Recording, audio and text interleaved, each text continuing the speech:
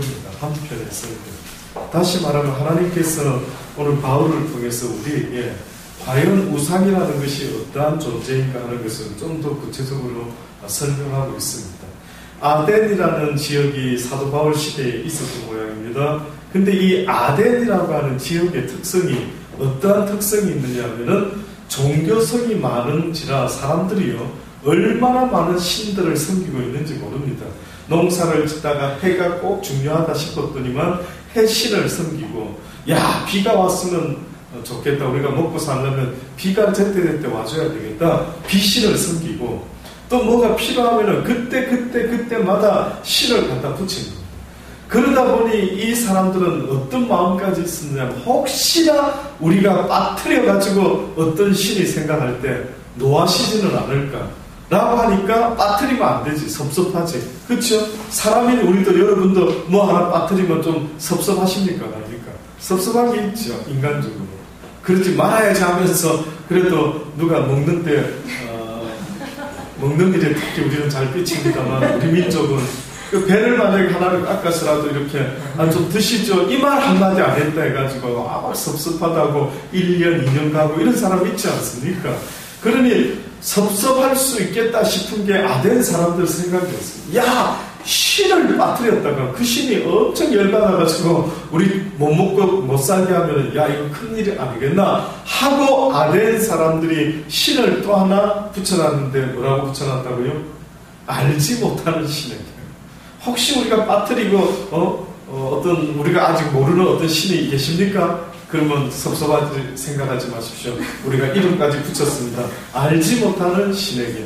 이 정도로 아덴이라는 지역에 얼마나 사람들이 우상을 많이 숨겨하는지 모르겠어요. 심지어 아덴 사람들은 장에다가 만약에 돼지고기를 팔러 나간다 그러면 먼저 우상한테 바칩니다. 신이시여 오늘 장사 잘 되게 해주셔서 이 고기를 먼저 당신이 맛보시고 그 다음에 이 고기를 가지고 내가 장사하러 가겠습니다. 한마디로 아덴에 살면서 우상을 피할 길이 있을까 없을까라고 물어보신다면 그 당시 때는 불가능했어요. 먹는 것부터 시작해가 막 온 것이 다 우상에게 바쳐진 그런 상태였기 때문에 한마디로 아덴은 완전 우상의 도시다 이렇게 말해도 틀림이 없습니다. 그래서 어느 날 바울이 아덴에서 저희를 기다리다가 온전히 우상이 가득한 것을 보고 마음에 어떻게 했다고요? 문하게 열립니다.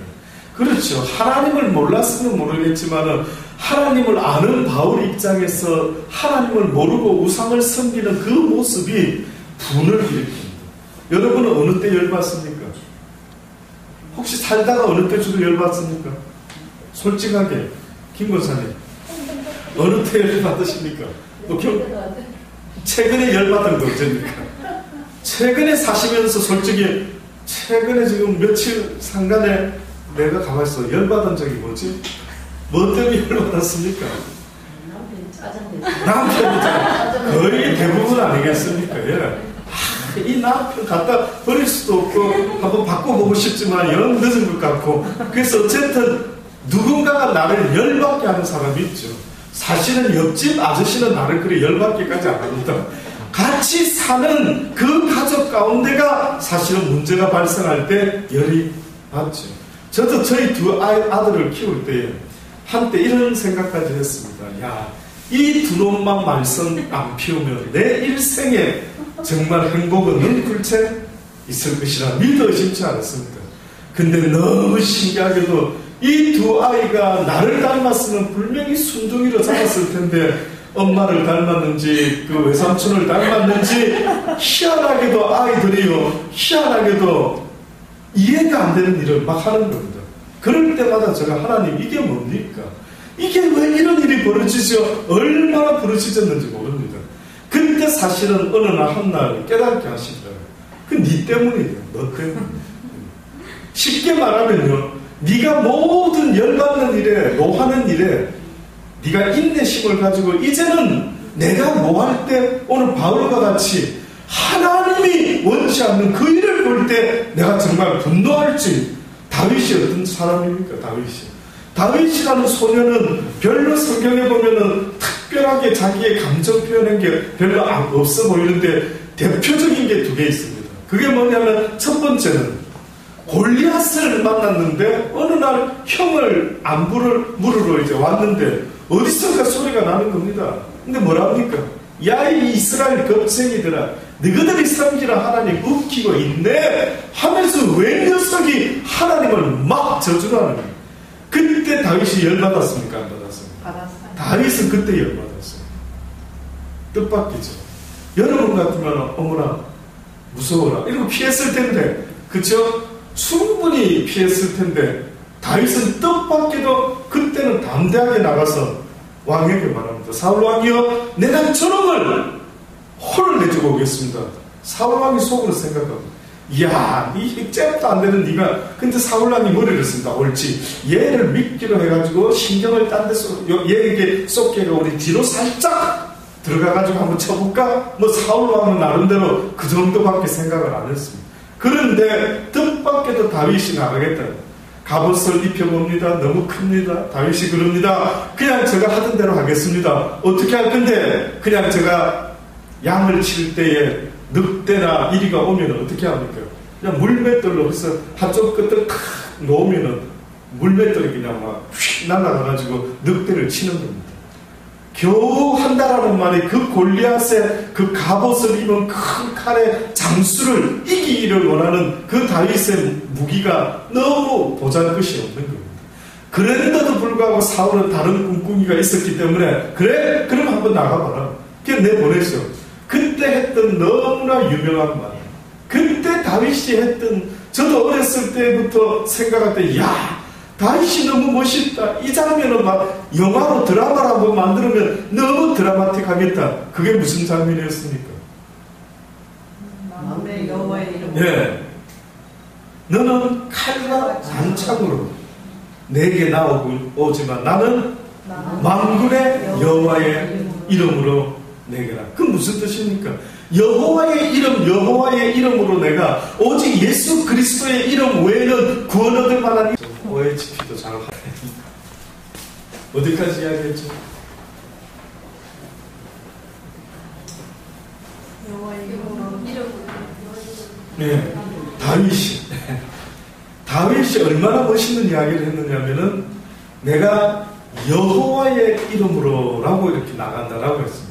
그러니까 결국은 그건 무슨 말이냐면은 여호와의 이름을 믿는다, 예수 그리스도의 이름을 믿는다라는 것은 또다시 말하면 예수 그리스도 만군의 여호와, 그분이 나의 산성이 되시고 나의 반석이 되시고 주께서 나의 구원자가 되십니다 라고 하는 그 사실을 믿는다는, 천하의 구원을 얻을 만한 이름을 주시지 않았다. 또다시 말하면 예수 그리스도 외에는 구원 얻을 자가 없다. 그 예수 그리스도의 이름을 빌리는 것처럼 하나님 만군의 여호와의 이름으로 내게 나간다 라고 하는 것은 다윗의 믿음의 표현이었습니다. 그가 물맷돌을 휙 돌려가지고 던졌더니만 한 방에 어떻게 됩니까? 골리앗은 머리에 맞고 골리앗이 죽어버리고 말지 않습니까? 사람들은 이 이야기를 생각할 때에 그냥 단순하게 믿음 있는 소년 다윗이 그저 골리앗을 어쩌다가 돌멩이로 맞춰서 이겼다라고 말하지만 실질적으로 하나님이 뭘 말씀하기를 원하냐면 믿음은 능치 못할 일이 없다를 말합니다. 믿음은. 왜? 믿음 있는 자의 편에 누가 돕고 있느냐면은 하나님이 돕고 있기 때문에. 그러니까 하나님은 항상 우리를 돕기를 원하고 십자가를 통해 천국의 문을 활짝 열어놨는데 문제는 우리가 그것을 가지지 못하는 문제가 있는 거예요. 그러니까 누가 십자가의 길이 내 것이 되지도 못하고 예수 그리스도의 능력이 내 것도 되지 못하고, 그러니 예수님이 성경에 보면은 병자를 낫게 하고 기적을 일으킬 때마다 그 사람에게 믿음만 있으면 뭐라고 이야기합니까? 네가 믿느냐 물어보십니다. 믿음이 있는 자에게. 그러니까 주님이 믿음이 있으면 내가 낫게 하겠다 이래 말씀한 게 아니라 네 믿은 대로 될지어다. 네 믿은 대로. 믿음이 이렇게 중요해요. 이 세상에 믿음이 없기 때문에 패역한 세상이다라고 성경이 말합니다. 그러니까 어두운 세상은 인정하겠는데 그 그 가운데 한 사람도 믿음을 가진 자가 없는 세상, 이거는 하나님으로부터는 소망 없는 세상과 똑같아요. 이 땅에 우리를 보냈다. 이 땅에 우리가 예수님을 믿게 되었다라고 말하는 것은 이 땅에 하나님께서 우리를 통하여 소망을 증거하고 계신다라고 말해도 틀린 말이 아닙니다. 그런데 그 아덴 사람들을 바울이 봤을 때에 이 안타까운 사실을 보면서 마음에 분노했다. 여러분이 분노하는 것과는 다르게 하나님을 알지 못하고 사람들이 화를 내고 우상을 섬기고 남편이 나를 화나게 했다라고 우리 권사님 너무 솔직하게 말씀해 주셨는데, 사실은 욥과 같은 사람은 어떻게 반응하는 줄 아십니까? 어느 날 욥이 우리가 아는 것처럼 하나님께 허락하에 사단이가 막 시험을 하죠. 그때 참고 있는데 갑자기 어떤 일이 벌어집니까? 아내가 갑자기 하는 말이, 에이 이 사람아 웃기고 있네. 하나님이 어디 있어? 이때까지 잘 먹고 잘 산 이유가 하나님 때문이 아니네. 에이 하나님을 원망하고 죽는 게 낫겠다고 욥을 갖다가 그 와이프가 막 격동하면서 건드리지 않습니까? 그러면 보통 믿음 있는 집사, 안수집사, 장로라 할지라도, 권사라 할지라도 누가 옆에서 힘들 때 다 그렇게 하면 어떻게 할 것 같습니까? 참습니까? 똑같이 그냥 화내시죠. 할 수만 있다면 더 싸납게 괜한 비로 다닐지라도 이 순간만큼은 용서할 수 없다 하는 마음으로 막 퍼붓지 않습니까? 그런데 욥이라는 사나이가 그 화가 나는 세상 일에 대해서 분노할 수도 있는데 그 아내마저 그렇게 격동할 때 뭐라고 말합니까?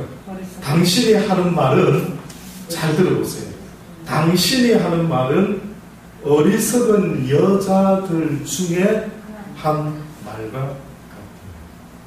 그럼 직접적으로 예의 어리석은 여자 이렇게 말한 겁니까? 아니면 싹 돌려서 이야기했어요? 돌려서 이야기했어요. 신기하죠? 보통 사람은 열받으면 직설적으로 예의 이놈만 니 죽고 나 죽자고 멱살을 붙잡는데, 뜻밖에도 욥은 니 죽고 나 죽자라고 말해 표현을 한 게 아니라 어떤 상황 속에서라도 특별히 그의 인내심은 하나님 앞에 시험받을 만큼, 내놓을 만큼 자신이 있었다. 그러니까 하나님이 욥의 뭘 보고 사단에게 그래 한번 건드려봐라 내 아들 왜 했나, 그의 인내심을 보고. 욥이 성경에는 하나님 앞에서는 많이 부르짖습니다. 잘 들으십시오. 욥이 하나님께 나와서는 부르짖습니다.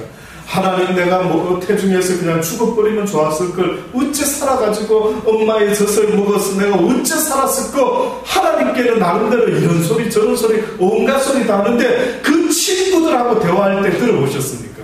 유심히 읽어보십시오.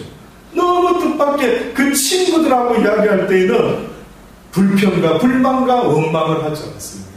너희들이 아는 것처럼 나도 알고는 있다. 그런데 살다 보니까 도무지 너희들한테 설명할 수 없는 일이 벌어졌다. 내가 나쁜 짓 한 것도 아닌데 왜 이렇게 어려운 일이 생겼는지 나도 사실은 그 사실을 알지 못한다 라고 하면서 계속해서 안타까운 마음을 이야기하지 않습니까?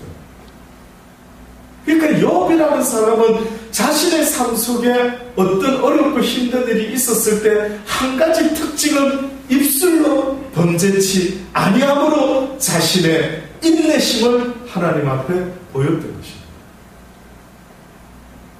그게 욥입니다. 그러니까 힘들 때 가장 여러분이 내가 인내하고 있다, 인내하고 있지 않다, 어떻게 알지? 내가 지금 하나님 앞에서 온전한 인내심을 갖고 있는 건가? 아니면 좀 부족한가? 어떻게 알지? 어떻게 안다고요? 내 입에서 무슨 말을 하고 있는지를 봅니다. 불평, 불만, 원망을 하고 있는지, 아니면 입술을 꽉 깨물고 사람 앞에서라 하더라도, 아내와 남편 앞에서라 하더라도, 제가 저희 아내와 참 살면서 그렇게 많이 하나님 이야기를 나눈 사람이 누구냐라고 물어보면 저희 아내입니다. 어떻게 보면 제가 깨달은 것을 가장 먼저 설교했던 사람이 누구냐면 저희 아내입니다. 승전아, 오늘 아침에 말씀을 읽는데 갑자기 이런 깨달음이 와. 당신 생각에는 이게 맞는 것 같아요. 어때? 한번 들어봐. 하면서 하나님 이야기를 합니다. 또 밤마다 기도를 같이 해라 하셔서 밤마다 기도를 하면서 그때 알려주신 말씀들을 붙잡고 또 그게 무슨 뜻이었지? 왜 그런 말씀을 하셨을까? 수많은 시간 동안 지금까지 살아오면서 지금도 똑같습니다.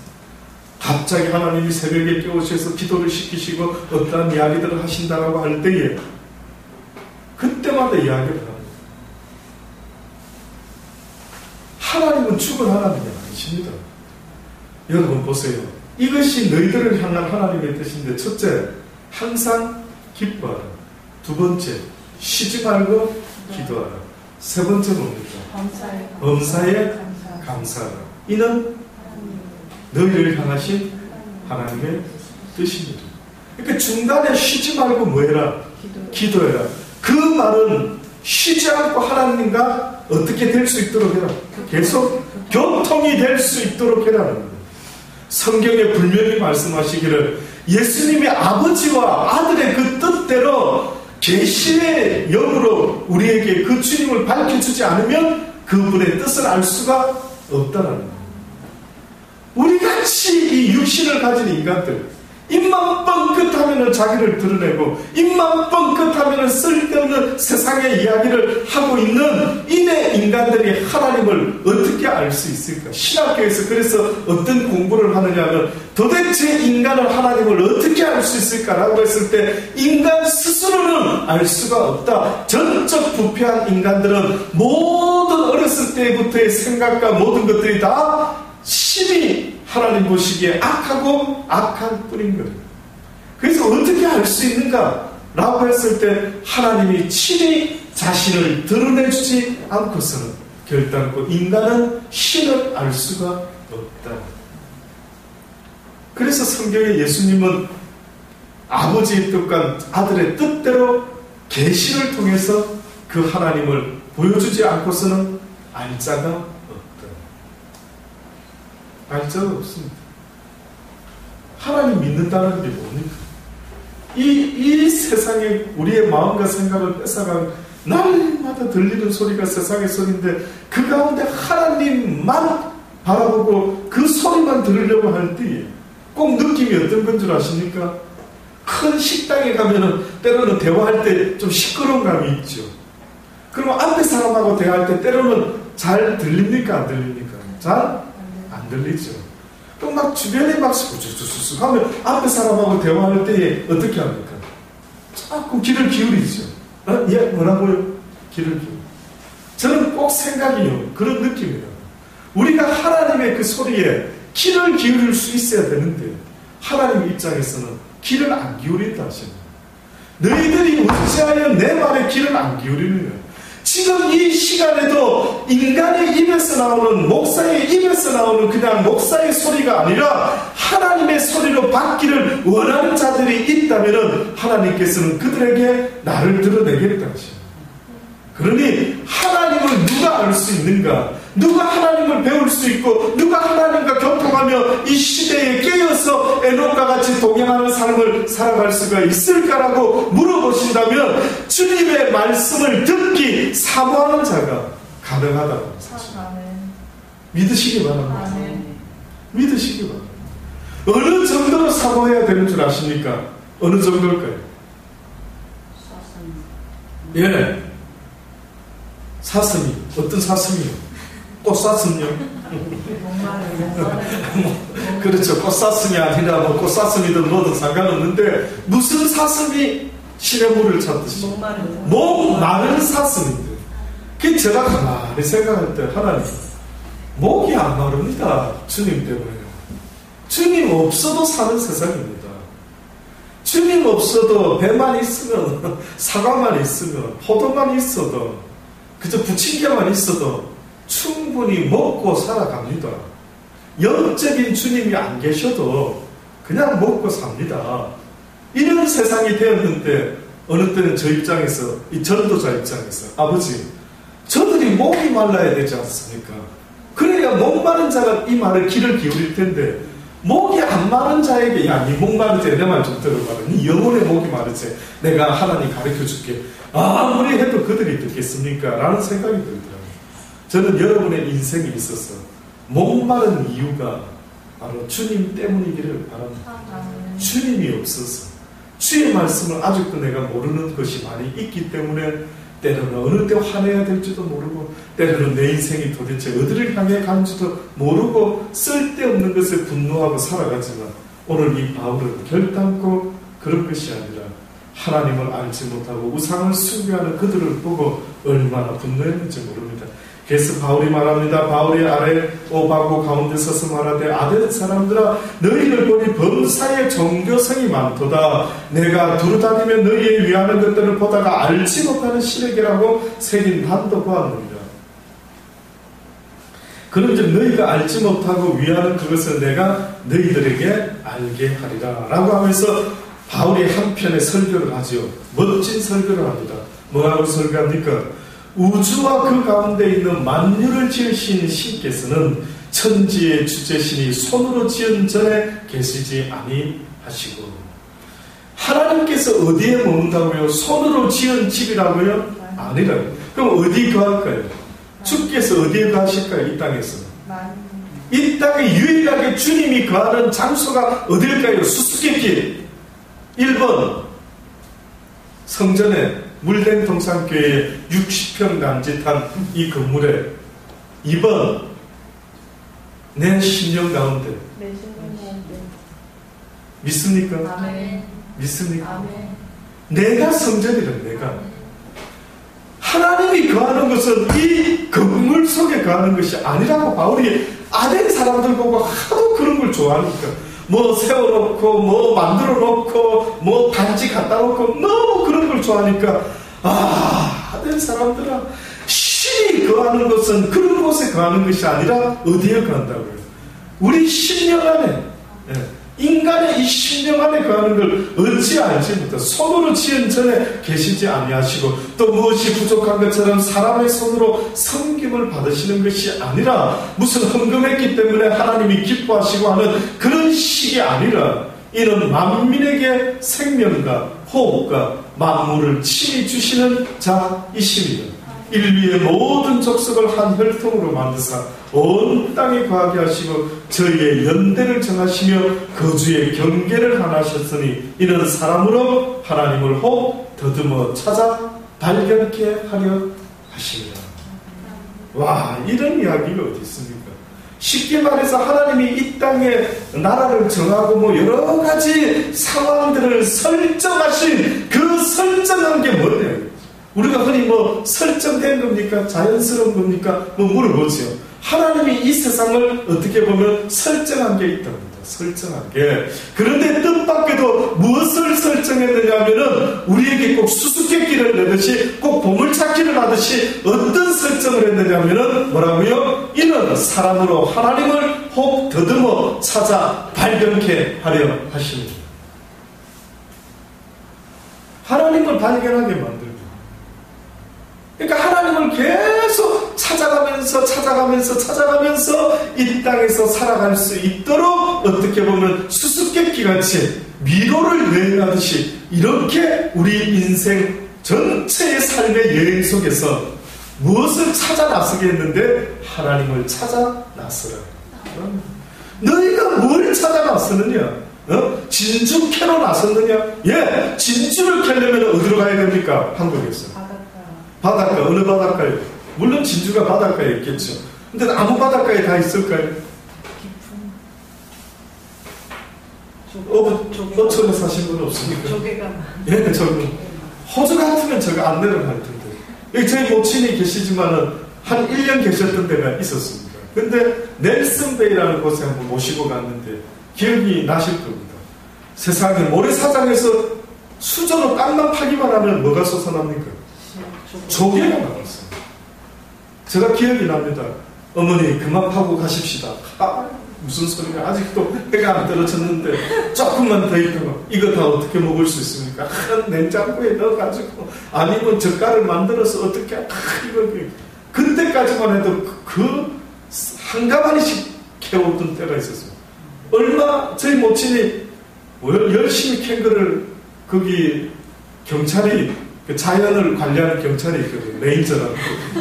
그분들이 유심히 봤는지 어쩌는지 저희 모친 지나고 나서부터 거기에 경고문이 붙었는데 조개를 10개 이상 들고 못 나가고 이렇게 붙고 말하는 거예요.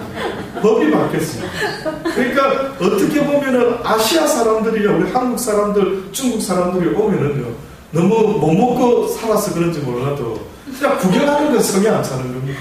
우리는 구경보다 실질적인 뭔가 소득이 있어야만 기쁨을 얻는 거예요. 그래서 이상하게도 호주 사람들은 이렇게 우리가 캐고 있으면 와서 이렇게 구경을 하는 거예요.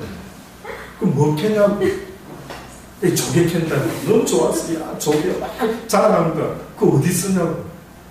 이거 젓갈 담아서 먹지 먹고. 그냥 큰 조개 한 마리씩 먹지. 어쩌고 조그만 걸 먹는 거예요. 그러니까 호주에서는 사이즈가 자기들 생각에 손바닥만 하지 않으면 먹지 않는 것 같아요. 원체 그냥 커서 그런지. 우리는 뭐 하도 없이 자랐기 때문에 뭐 손바닥은 고사하고 요만한 꼬댕이도 있죠. 우리는 막 싹쓸이 하지 않습니까? 갈수록 법이 바뀌는 거 나는 20년 살면서 봤어요. 와, 몇 년 전만 해도 캐도 됐는데 점점점 법이 엄하게 바뀌어가더라고요. 이제는 막 고통도 제대로 못 캐도록 특별한 지역 아니면은 못 캐도록 그렇게 다 법으로 수록을 시켜놨어요. 그만큼 살아가면서요. 뭐 조개를 캔다 할 때 호주 오시면 저를 안내할 수 있습니다. 그 조개 가는 길이 그 말고도 또 그러면 많이 잡을 수 있는 게 또 알아낼 때가 있기는 있습니다. 그 대신 자동차가 4휠 드라이브가 있어야만이 들어가는 그런 곳이. 예. 조개를 캐든 진주 조개를 캐든 가는 길이 있지 않습니까? 그것처럼 하나님이 우리에게 뭘 말씀하냐면 너의 인생길의 의미가 뭐냐. 오늘도 뭐 때문에 애를 쓰느냐. 너의 인생길의 의미가 여호와 하나님을 어떻게 해요?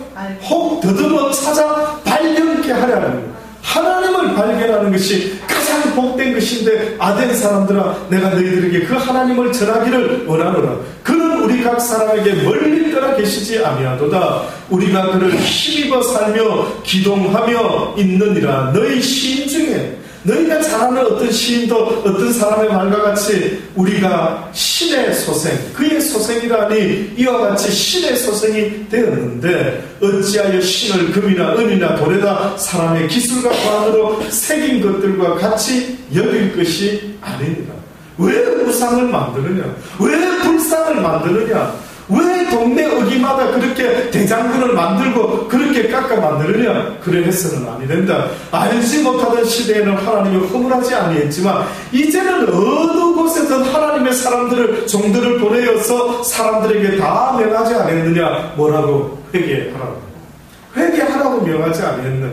그렇게 하면 안 된다고 가르쳐주지 않느냐? 이는 정하신 사람으로 하여금 천하를 공의로 심판하는 날을 작정하시고 이에 저를 죽은 자 가운데서 다시 살리신 것으로 모든 사람에게 믿을 만한 증거를 주셨다. 마지막으로 이 말씀을 설명하기를 원합니다. 기도만 한번 들어보십시오. 하나님께서 마지막 때에 심판을 하기로 작정하신다. 다시 말하면 이 세상을 사는데 아무렇게나 그냥 살아도 그 인생이나 이 인생이나 끝은 닥도 이렇게 정한 게 아니고 뭘 두셨다고요? 마지막 때에 심판을 뒀답니다. 잘 들으셔야 됩니다. 쉽게 말하면요, 내 한 행동에 대한 대가를 치러야 됩니다.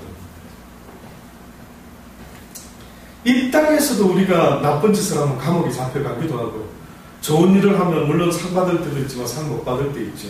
그러나 하나님이 뭐라는 그 말씀하냐면 이 땅에 너희가 어떻게 했느냐에 따라서 어떤 것이 하나가 기준이 될 것이다.